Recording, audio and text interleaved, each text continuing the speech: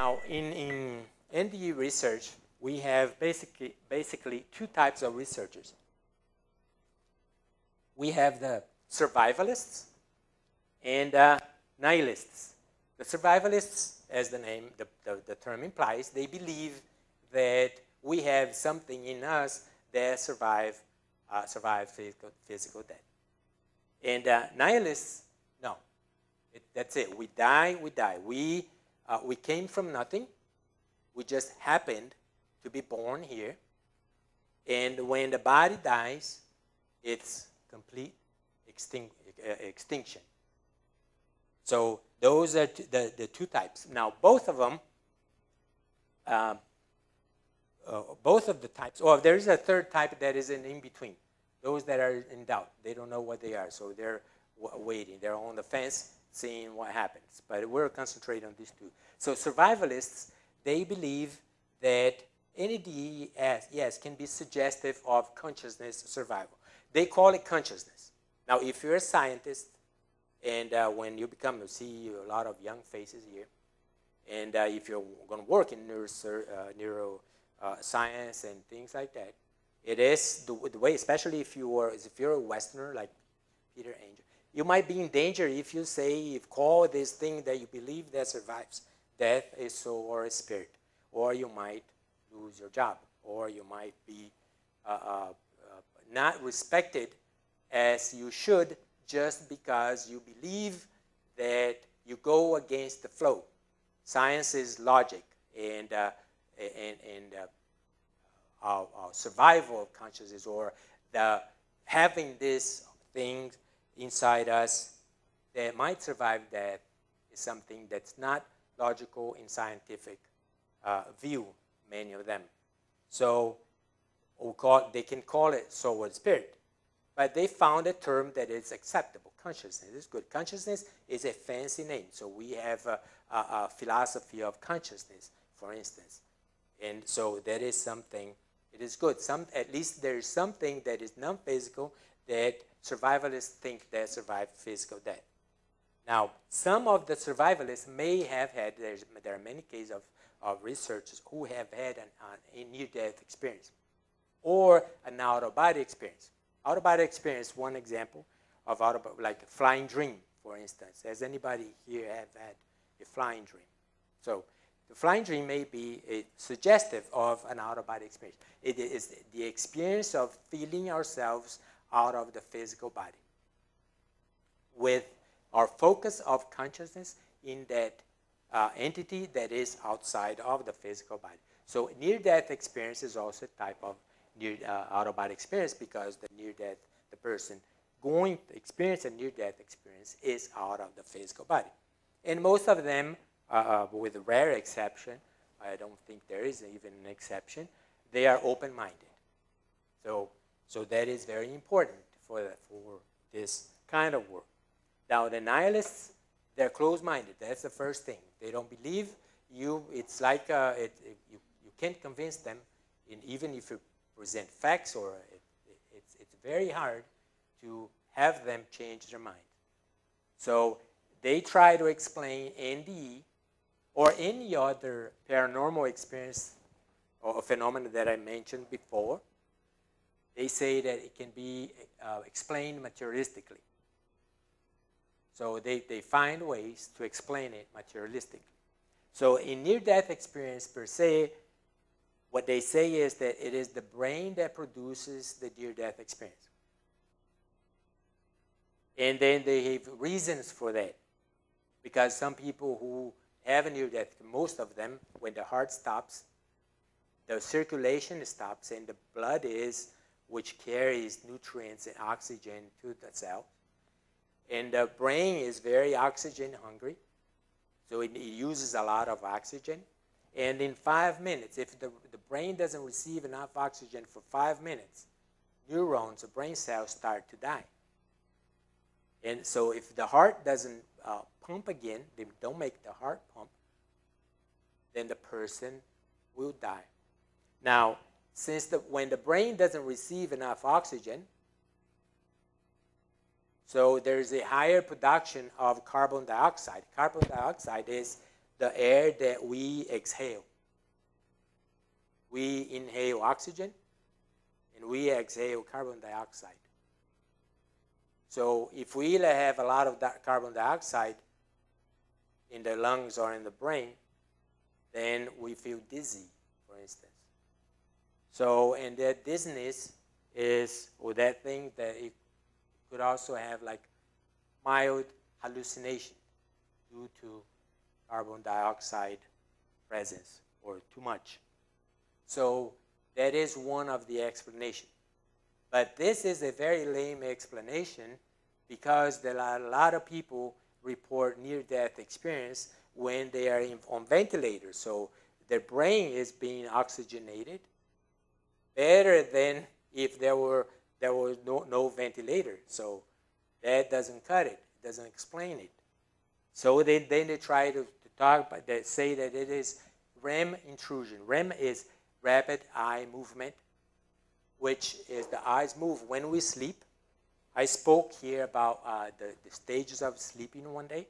So when we sleep, we sleep in cycles. So there are several cycles to our sleep.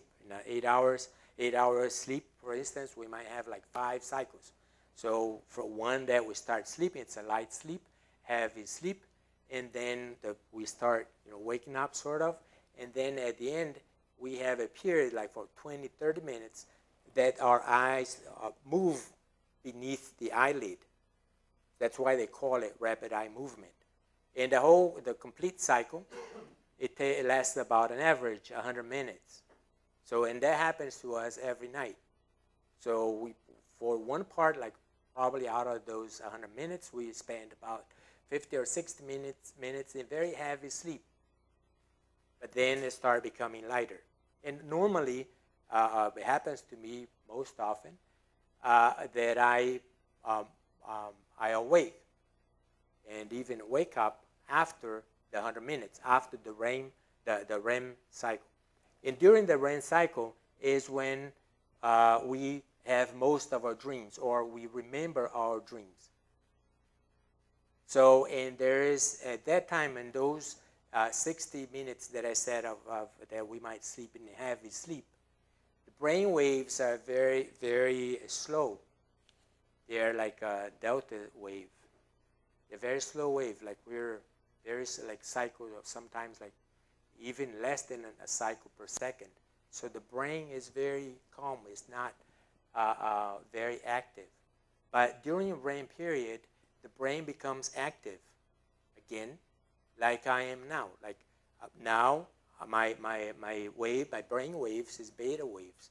It's very rapid wave because I'm doing I'm here using my noggins very much, because I'm thinking and I'm also moving physically.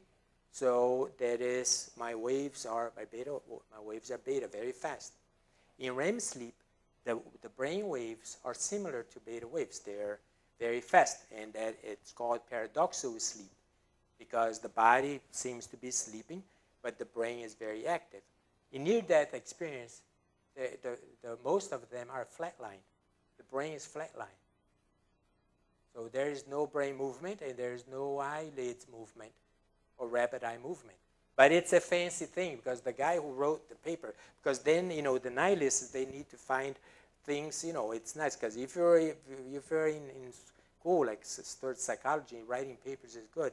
So you come up with something, you give a fancy name, REM intrusion, then it's good. You might even, get a raise. Also, hallucination is another thing that they say.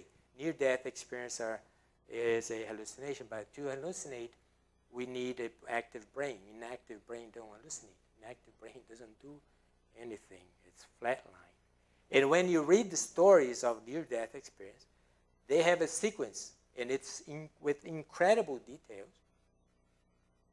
That hallucination doesn't make much sense, right? There's no, not even meaningful, that little things, like seeing spiders going up the wall or something, and you are trying to go up the walls with the spiders as well, things like that. But near-death experience is a completely different story. Now, we had some scientists that one of them, which he is a nihilist, big time. His name is Olaf Blank.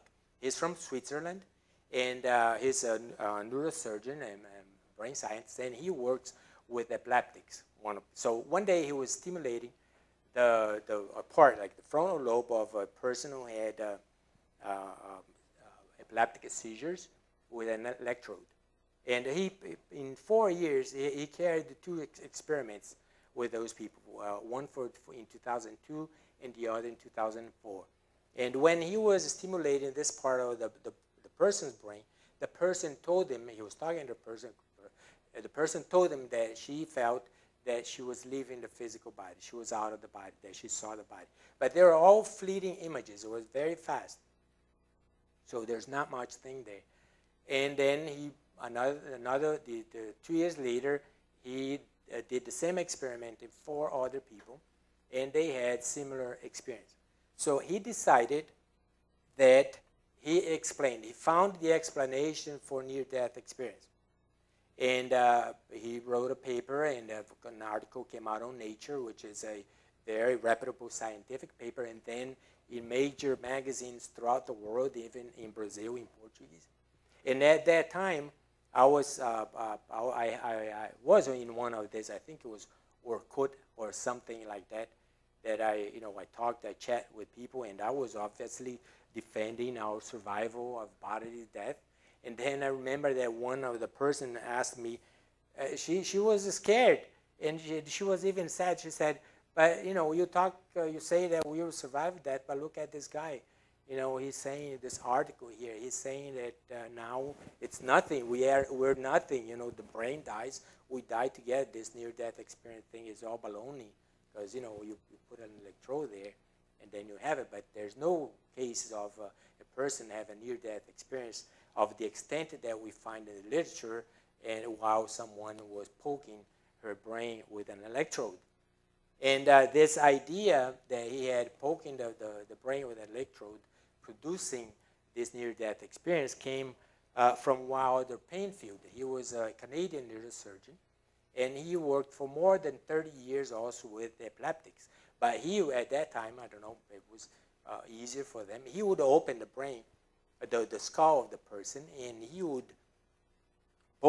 cut pieces of the cortex part of the brain, and that would help alleviate seizure to a lot of people. And some of those people also told Penfield that they also had similar experience, like feeling that the person had left the body or so forth. But all these experiences, they were telling Penfield while they were being operated on, because the brain doesn't feel pain. So Penfield would operate this person while they were awake, and he would he would talk to them. And he would cut pieces, chunks of cortex, and the person would react as nothing had happened. The person actually didn't even know what was happening, but he was cutting pieces of cortex while carry on a conversation with the patient without the patient showing any sign of distress or anything, and being coherent the whole time. So, in Penfield studied over 30 years, 750 patients he had.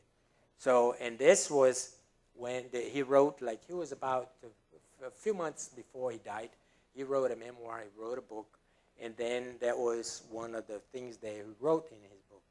To suppose that consciousness or the mind has localization is a failure to understand neurophysiology. For myself, after a professional lifetime spent trying to discover how the brain accounts for the mind, it comes as a surprise now to discover, during the final examination of evidence, that the dualist hypothesis, separation of mind and brain, seems the more reasonable of the two possible explanations. Mind comes into action and goes out of action with the highest brain mechanism. It is true. But the mind has energy. The form of the energy is different from that of neuronal potentials that travel the axon pathways. There I must leave it. So I obviously, I think that Penfield's research has more merit because it's longer and with more patients than Olaf Blank, who already made his mind and tried to make everybody else's mind that near-death experience is something that the brain produces. Now, neglected questions, so that's the theme of our talk tonight. Some of the neglected questions, right? Neither group has ventured too far away from the cerebral environment. It's all brain thing, even the survivalists or denialists. And neither group has questioned whether there may be something in us which could survive physical death. Nobody asked. They interview people. They do the research they do, and it's tremendous, the research that they do. But there's no one has already questioned if there is something in us that could survive physical death. Well, now there is one person questioning. Actually, I've been questioning this for a long time. Now, if there is this something that survives that, what is it? Now, could there be in us some kind of force or a spirit, I'll call it spirit, which could survive physical death? Or could this neglected be fear of derision from colleagues because they're scientists, right? Or insecurity to make it public, what a scientist truly believes? Or fear of academic ostracism. For people who study spiritism or spiritualism, who know the doctrine, who know, been in this philosophy of religion for a long time, this is clear. To us, it is clear that we survive physical death, right? It's clear that we have a physical body, but we are truly spirit. So, but here we're talking about people who have not been raised or being associated with the studies that we are associated with. Now, fear of academic ostracism. That is a dangerous thing, and this has happened. And we have one that is that is telling of how much this belief in by a scientist that we are more than a physical body, the impact or the negative impact that could have on people. Now, before Darwin came up with his theory of evolution, a lot of people, probably more scientists than today, believed that we had a spirit or something that survived physical death. Then Darwin came up with his theory of evolution, but he never said that his theory of evolution by natural selection proved that we evolved the way we evolved. He never said it proved. He said it was the best explanation. Best explanation, which is quite different than it proves. So it was his followers who studied his writing, his teaching, who ripped the soul apart of the human being. While Darwin was studying or decided, he had already written about it. He had already made his Beagle voyage, 5 years. There was another young scientist, also in England, who also knew Darwin, who came up also with a theory of evolution by natural selection. And he even traveled to the Amazon to study biology there in Saxon, Alfred Russel Wallace. And they knew he was 14 years younger than Darwin. Brilliant. He had become known already in the academic groups of England. And then Darwin knew him. And Darwin found out that Wallace had come up with a theory of evolution by natural selection similar to Darwin, without having had any association with Darwin. So Darwin had the book, The Origin of a Species, the manuscript for 20 years. And he found out that Wallace was going to publish something similar, so Wallace would be the first. So Darwin decided to publish. Now, there was a difference in both views. Physically, Wallace believed what Darwin believed, but what Wallace couldn't deal with was how humans could have such like abilities, talents, like a mathematician, philosophical musings, all this geniality of, to the arts, of those things. So he said how natural selection could account for it, right? You have this great talent because in the theory of evolution by natural selection, it's like this. You're born in a place, let's say that, I don't know, when you're born in a place, then you get used to that environment. Today, if natural selection by evolution by natural selection is true, maybe in the future, we're going to be born, or the kids or this generation, with a cell phone holder in some part of the body, because we, in our environment, we use it a lot today. So there may be in the future when there is a mutation or something that could, in our body, we could have that, like a little, I don't know, little bag like kangaroos have the thing, right? So one thing to put your cell phone. Wallace couldn't account. He said, this guy is a great violinist, like Mozart, for instance. His talents. What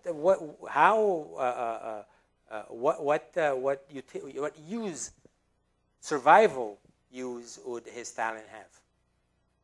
So he couldn't believe. So it was very different, and this is what got Wallace in trouble.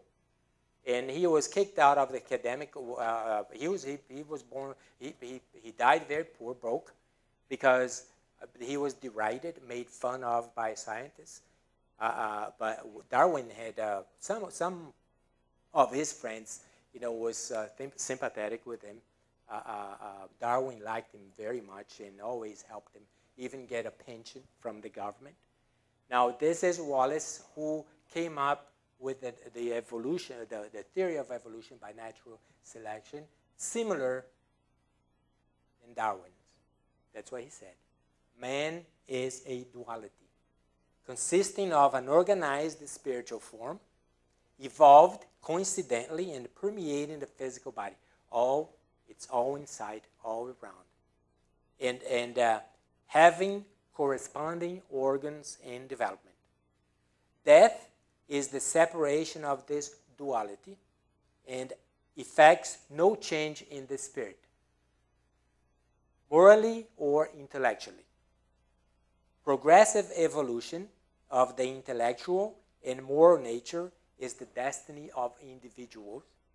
The knowledge, attainments, and experience of earth life forming the basis for spirit life. This is huge. He was a spiritualist, by the way. That was what got him in trouble.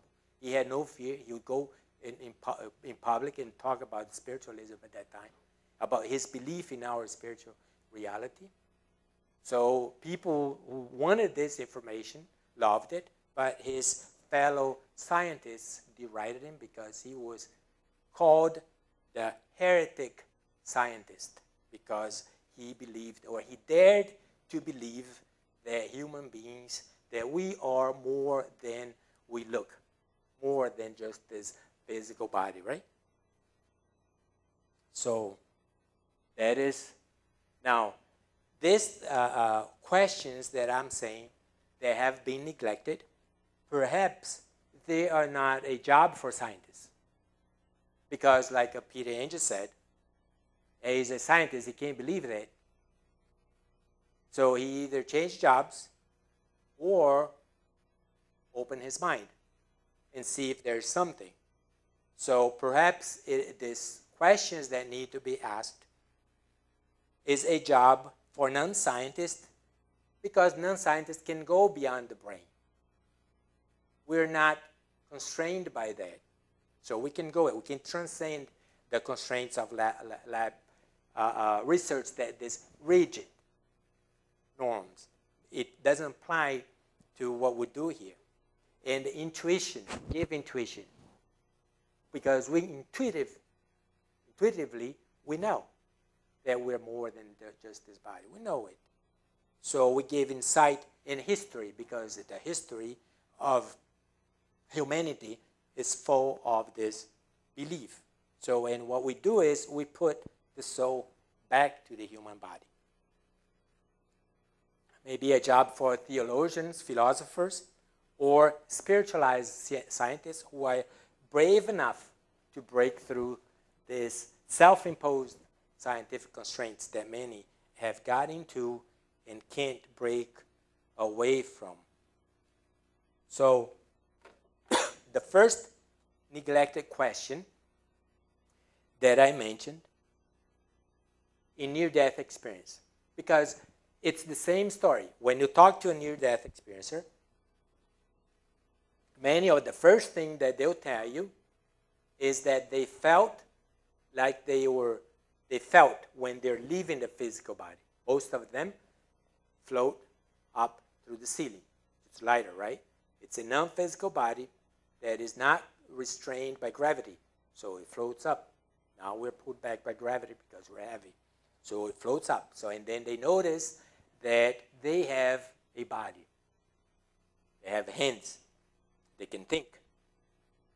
And over the years, people who have out-of-body experiences that is not related to near-death experience also observe and know that they have, that when they're out of their physical body, they are in some kind of body, most often with all the organs that they have.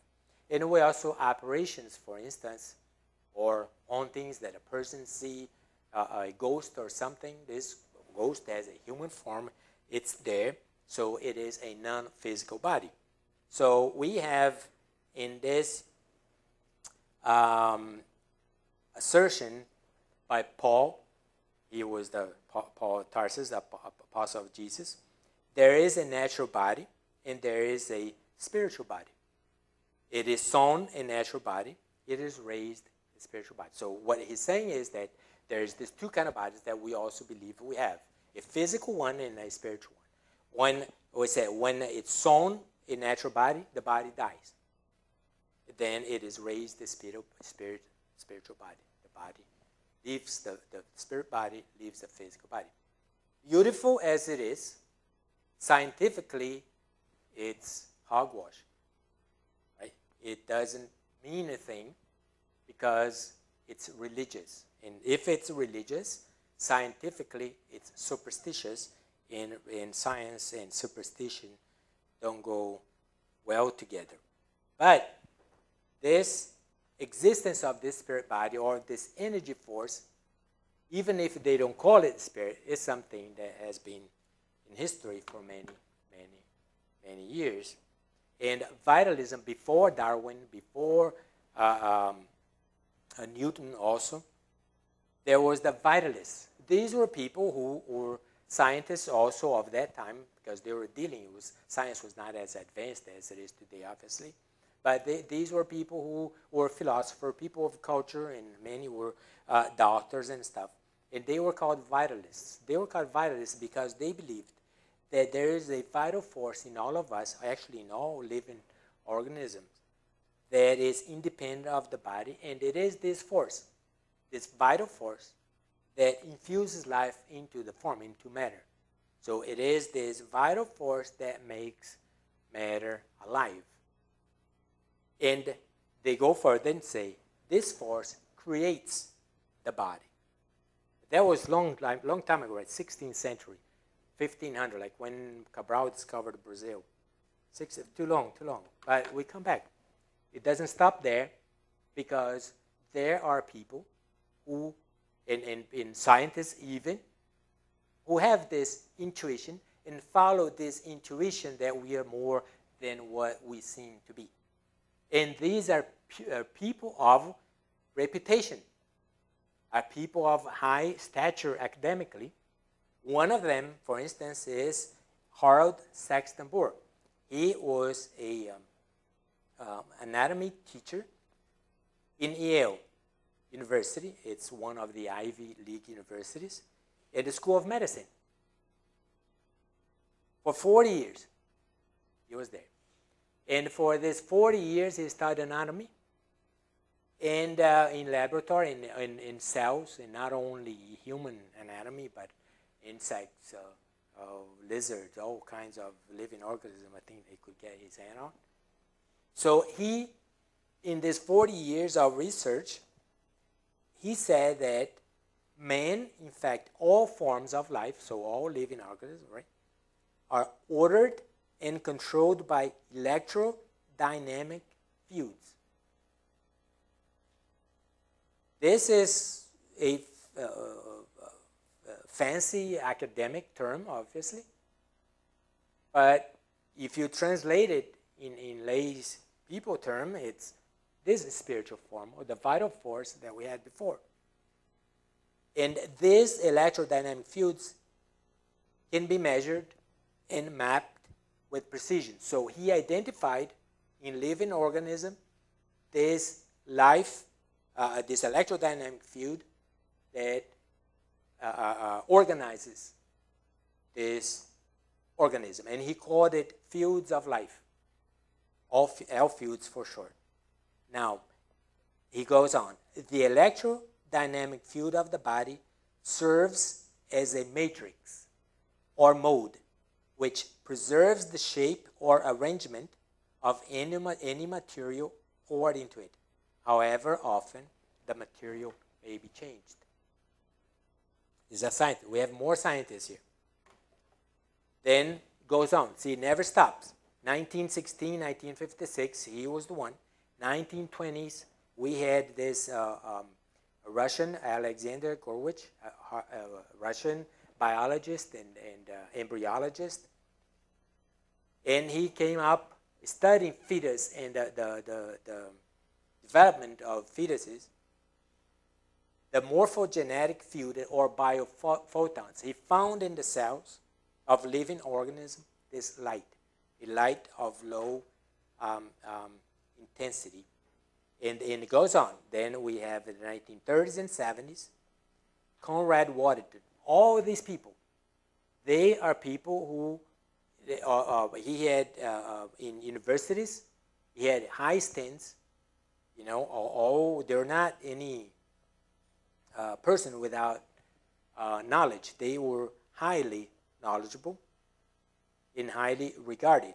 1972, University in Germany, we had physicists who studied also this biophoton. So this is this light, this energy that has in living organism. And then they concluded that they are responsible for intra and intercellular communication. So there is this light of low intensity that regulate biological functions such as growth and differentiation. Now we're close, right? Now we'll go to 1960s and 90s, Fritz Albert Popp. Also, and incredible when you read the curriculum of this man, also a physicist, and he and his colleagues also studied biophotons in the Institute of Biophysics in Germany also, and they looked for this biophoton in living organism, and they corroborated what the findings of Alexander Gurwitch, because he is credited with the discovery of these biophotons in cells. And he discovered this light of extremely low density also involved in intracellular communication in biological organisms. So we have scientists corroborating what other scientists are saying. That points towards this non-physical entity or non-physical force that living organisms have. And he concluded that biological systems use electromagnetic and other fields thus far unknown, which maintains the collective integrity of the organism. So we have enough work, enough information from reputable physicists, scientists, that we can use to ask those questions that have been neglected so far. And there's more here. In 2000, Brian Goldwyn, also the same thing. Same thing. They're following the same line of researching this for the same thing and finding it there, because every time they get instruments are more evolved, etc. And then they have more means to go deeper into the systems to find those mysteries. Now, he also said that this field is responsible for cellular regeneration and reproduction. That's Brian Goldwyn. And biological fields generate spatial orders that influence the activity of genes and gene activity in fields. The field is the unity of form and organization, while the molecules and cells that make the body are the unities of composition. Fields structure them into order that characterizes the organism. And this, he closes, and this is very important for our study. He suggests that reductionist view, the reductionist view is that we are only physical. And that's it, that everything can be explained by, brain work and so forth.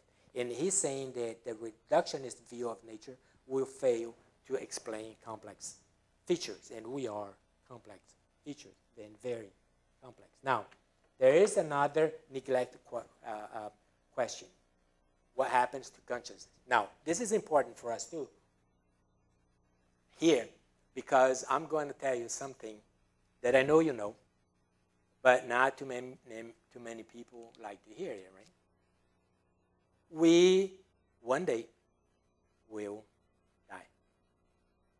The body will die. It is certain. It is certain. If you're going to buy that Mercedes or BMW when you start making a lot of money, it's not certain. It's a dream that you have. It's good to have dreams. Be married to that beautiful woman or that handsome man. All possibilities. All possibilities. Only one certainty follow us every day of our lives. One day, this body will die. So the more we are familiarized with the process of what's going to happen, the better it is for us. In fact, I started my research, my studies, to prepare for my own physical death. So I wanted to learn how it worked, how it was like to die. So I started in books. And you can learn how to die in books, because there's a lot of books, especially in the United States. You find them, the process and things like that. And then I wanted to get closer to it. So I volunteered to work with people who are dying, terminally ill people. So I was there in their deathbed while they were going through the last stages of their lives. So I talked to them and feel their feelings and their emotions. And the reason that I decided to educate myself for my own death is that life is easy if you know how to live it. And I didn't know, because I was not sure. There's a lot of things that I learned in my life, but and obviously I know we all know how to die, because we have died many, many times. But we forgot. So what my idea was not to have much trouble, so to make it easy. So I decided to learn, and so how I could help my own self in having a peaceful death. And I found out that the way to have the most peaceful death is to live the best life you can. No books. You don't need to read any books. So don't go to trouble. It's expensive. You can use your time for other things. So, but the way to live, to die peacefully, is to live the best life you can live here. That is the secret that I found out after so many years. Now, the second neglected question. This is what I said, why it's good to know. What happens to consciousness? Now, I'm using consciousness because I'm talking like to a my scientific audience. But I love the term spirit. So what happens to spirit, or to us as is spirit? Now there is another fancy word that is psyche. So psyche and the spirit. One is more fancy, right? More scientific sounding. The other is more. Both are the same. Breath. One, psyche, breath in Greek. Spiritus, the spirit, breath in Latin. Same thing. Same thing in different words. So what's going to happen? So this is what happens, and this is not a question that is often posed by the research, NDEr research community. So this is what happens during near-death experience, out-of-body experience, and this is what's going to happen when we die. The body will die, and we will leave it in this non-physical body. So what happens to consciousness in NDE, out-of-body experience, or when we're dying? Consciousness, we leave, we bring it in this body. Guess why? What? Or why? Because it was us as spirit beings or consciousness who lived before taking a physical body, who brings this to the physical body. This is the hardware, like a computer. This is the operating system, program. We, as operating system, as the software of the hardware, we leave, guess what? The body dies. Now, in this case, we leave, we bring consciousness. We will leave for good when the body dies. Because this is how it happens. The body dies. There is here we see a connection, which we'll call the silver cord. We're going to talk about silver cord in a bit. But in everything, it's here. So when a person is having a near-death experience, and this is going to happen to us when we die, we will be this being or this entity here. We will have the same capabilities, cognitive capabilities, intact in here. So the more lucid we are when we transfer, when we leave the physical body, the better it is for us and the easier it is for us to acclimatize, to get used to the next stage of our life. So this question is not asked in near-death experience and near research, but we know it here. So this is what happens. Consciousness is transferred. Consciousness is here. And what happens, the first thing, so the person sees the body floating up, is able to see what's happening down here, hears what they're talking. And many times they're capable, when they return, they remember what happened. And they know because they saw it. Like this guy, he was found in comatose in a park in England. He was blue. And he had been comatose, according to the doctors there, for over an hour. So they took him to the emergency. Someone found him laying in the park, took him to the emergency, and they didn't believe that the guy would survive, but they made the guy survive. So one of the nurses, they used to it. So the first thing that she did when they started the resuscitation procedures was to see if he had dentures. So she opened his mouth, and there was dentures. She took the denture out, and there's this card that's called the crash cart. So she opened a drawer and put his denture in there and closed it.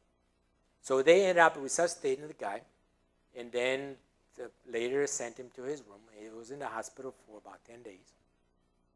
And when he woke up, he started asking nurses. He noticed that, of course, that he didn't have a denture.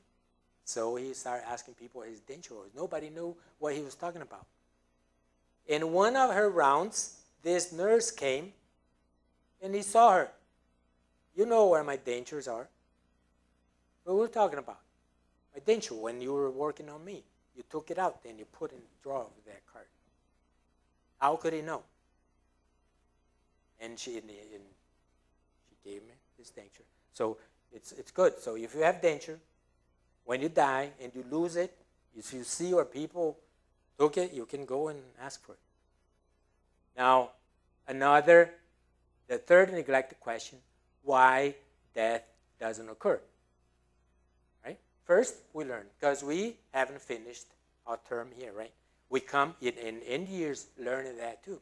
So why don't we die? In their case, why death doesn't occur in that time? Because it's not their time. So there is a time that we die. And they learn that. Because when they are in a moment in their experience, when they go to this non-physical world, they then are asked, many times they're terribly afraid of death when they're alive. Then they have a near-death experience. They experience the life there, non-physical, spiritual life. They want to stay. They beg to stay. Some don't, but many do. And then the spirit guides say, you can't stay because you haven't finished your life on earth yet. So they return. And another thing is this connection that we saw, the silver cord. We're going to see it again. So we see this in the Bible, Ecclesiastes.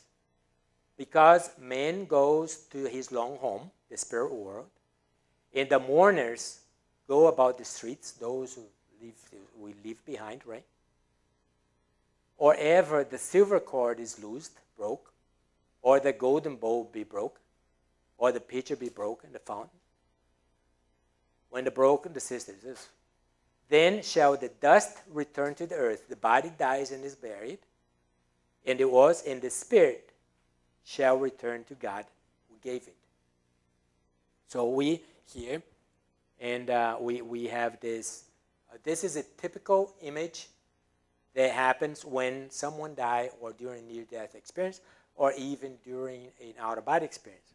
The body is, in this case, unconscious. Heart stopped, brain activity stopped. So there's this disconnection of the consciousness, as they say. So consciousness will be the entire thing, or we call it spirit body. But it is connected to this silver cord that we call, right? You all heard that. Now, silver cord, in near-death experience, there's, in the literature, we can find it in their cases. One of that I found that I thought extraordinary, that I didn't look for it, but I found it. One of the oldest, most incredible near-death experience, 1889. It was a doctor, Dr. Wilson, who also was pronounced dead, and he was out of his body. I then looked back through the open door where I could see the body.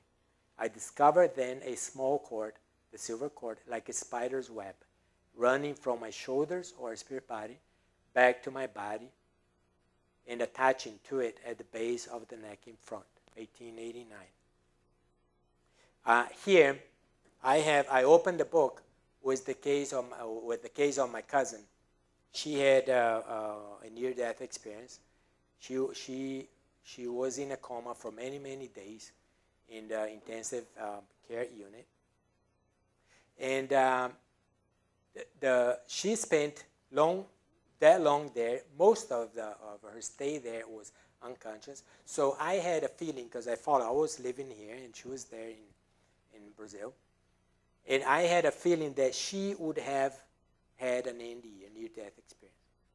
So after she left the hospital, which the doctors considered a miracle, I talked to her on the phone. So I started asking her about her experience. So I started very lightly, and I started talking about dreams. I knew that she was unconscious with anesthetics, and she was breathing with respirating, things like that. So I asked her, and then she started talking to me what happened. But I didn't induce or anything. I just asked questions. So with the way she told me, she spent most of the time that the body was in the ICU, out of her body. She told me she would stay of the room, and she said that sometimes the doctors would come in to check on the body. When they opened the door, she would step aside. When the doctors came, she would get out of the way because he thought that the doctors would bump into her.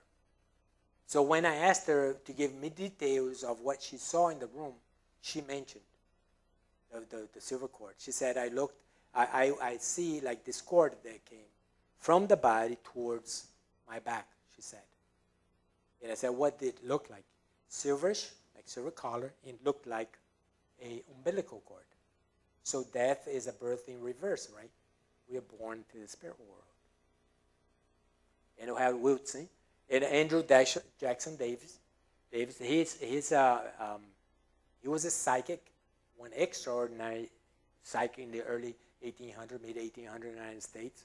Dr. Holt was also a psychic that was in, it was like in 1920s and 30s. When they saw, they had psychic vision, so they followed the death or disincarnation of Davis was his friend, and this was his aunt, and he was there for 8 hours or several hours, accompanying the last moments of the life of the body, and they would see the formation of the spirit body, and then when the spirit body was completely out and there was still life in the physical body, they noticed the cord.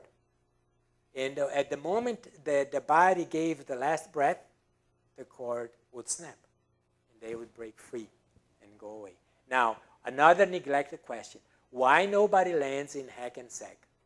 Well, Heckensack is a city in New Jersey, but it could be why nobody lands in South Beach if they had a good life and stuff, because South Beach is nice, right? Bright, sunny. At the end of the tunnel, so the tunnel, the trip through the tunnel is a feature that many NDErs have. So they go into to this tunnel, normally from the place where they had they lost consciousness. They see this point of light. The light turns into a tunnel. They enter the tunnel and travel through the tunnel many times in very high speed. And then the trip ends, and they land in a spiritual place, where they meet deceased relatives who have been there for many years, others shortly. Never, the end of the tunnel is in a physical place. And that is another thing, another sign that this is purely a spiritual thing. It's not, this brain thing. And usually the trip and what they talk about, the experience on the other side, is great that you can make a movie out of it. In fact, there was a movie coming out of it, I think, of the boy who had this near-death experience.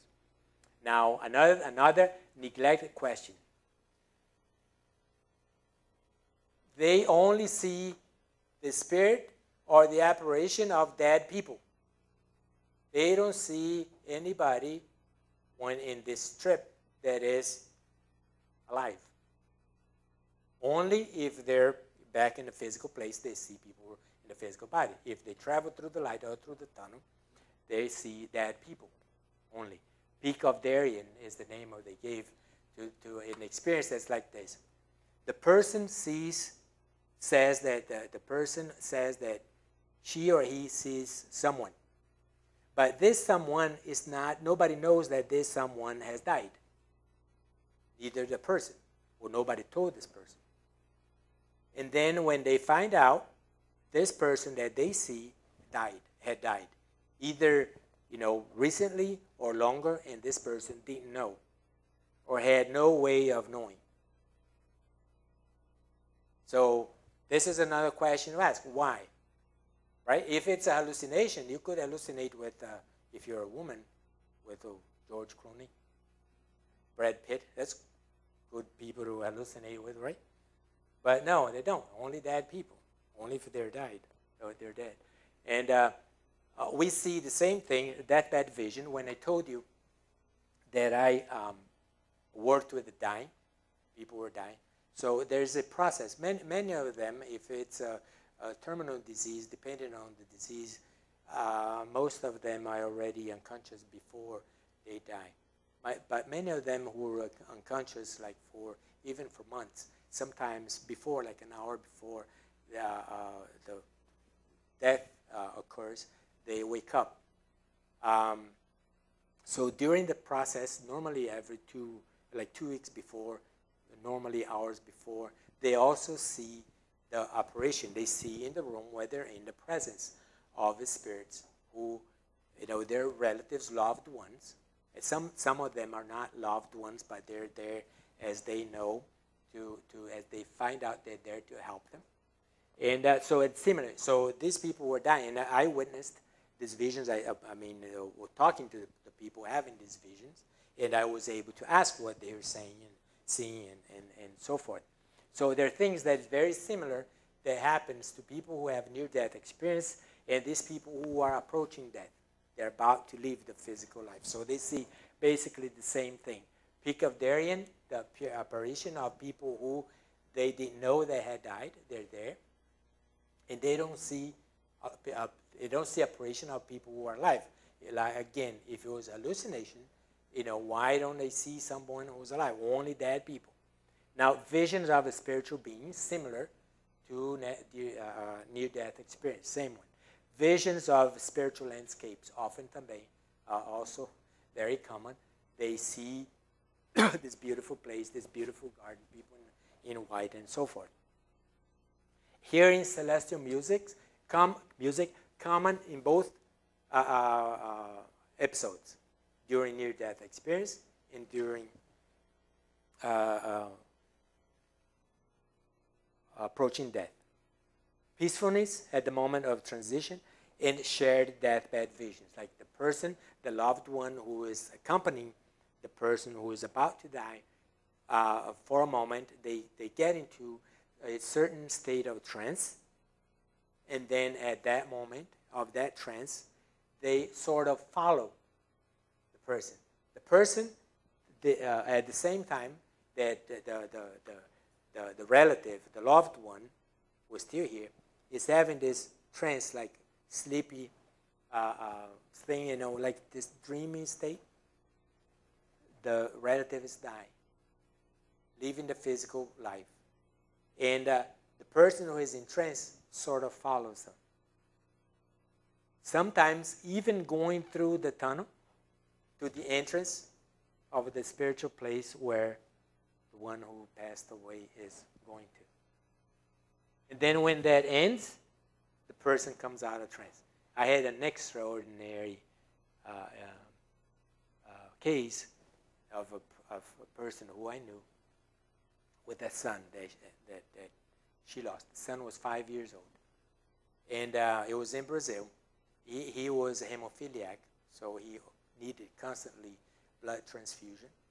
And that was about 20 years ago, over 20 years ago.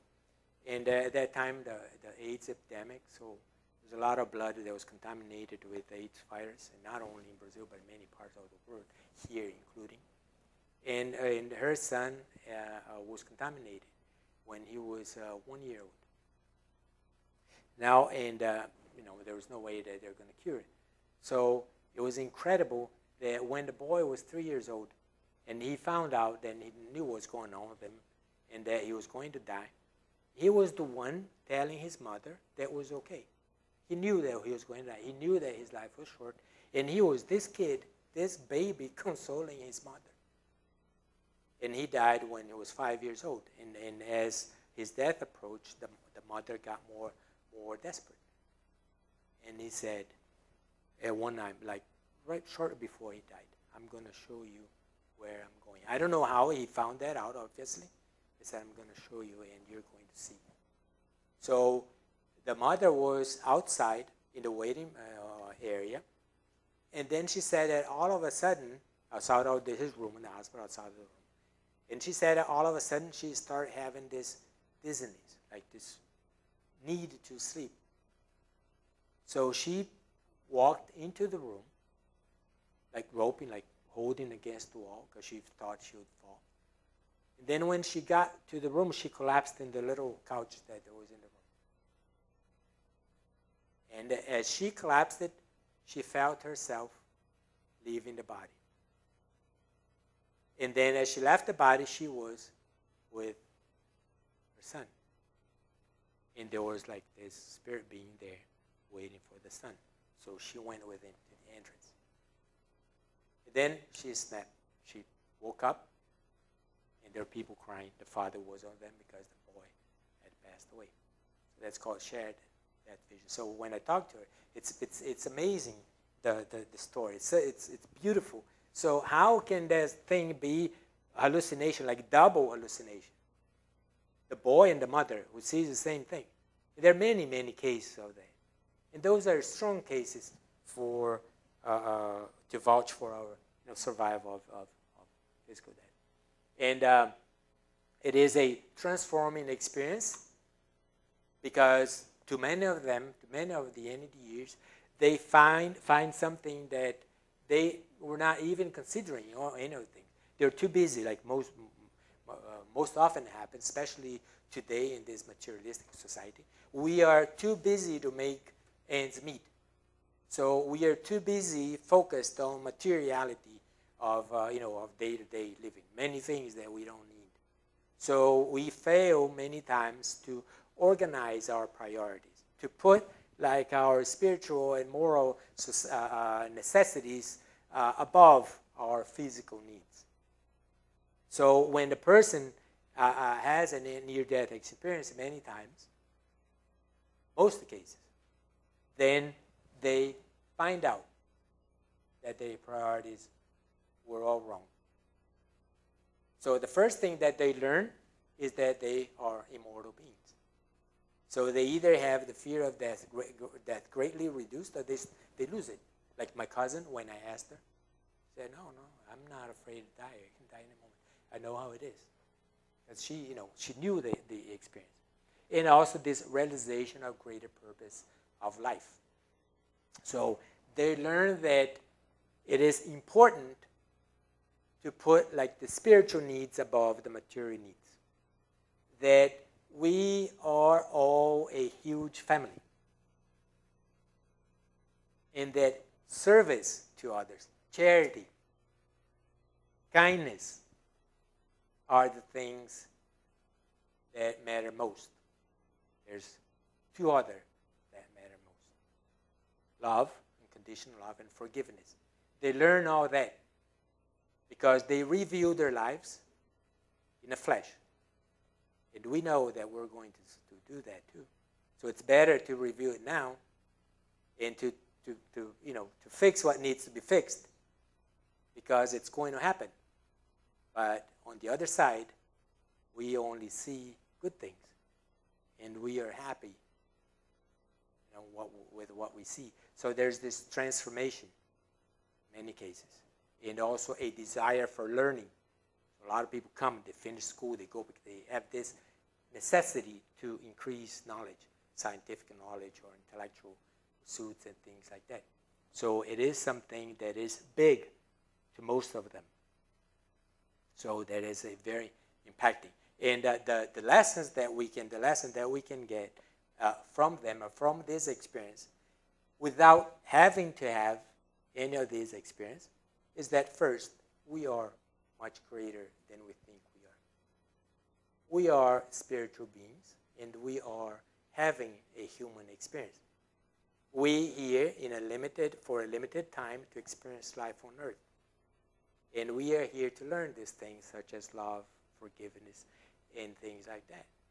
Sharing, kindness. Because as we do that, we grow.